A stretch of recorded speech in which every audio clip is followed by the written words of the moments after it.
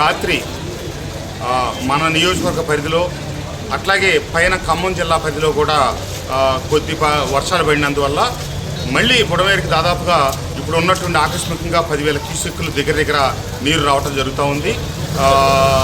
కొంచెం దయచేసి ప్రజలందరూ అప్రమత్తంగా ఉండాలి.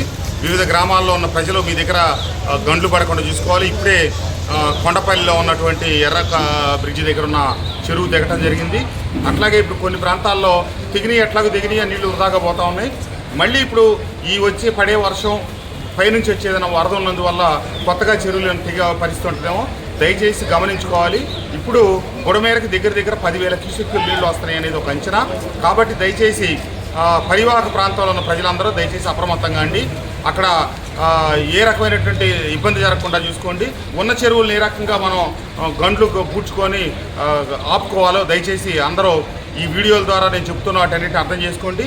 మీకు ఏ అత్యవసరమైన అవసరం ఉన్నా నాకు వెంటనే ఫోన్ చేయండి. నేను గొల్లపూడి మార్కెట్ యార్డ్లో ఉండి ఇక్కడ నుంచి ఈ ఫుడ్ సప్లైస్ కోఆర్డినేట్ చేసుకొని పంపిస్తా ఉన్నాను. ఇక్కడ గొల్లపూడిలోనే ఉన్నాను. మీకేమైనా అత్యవసర పరిస్థితి తలెత్తితే నాకు వెంటనే తెలియపరచవలసిందిగా కోరుకుంటా ఉన్నాను. ధన్యవాదాలు.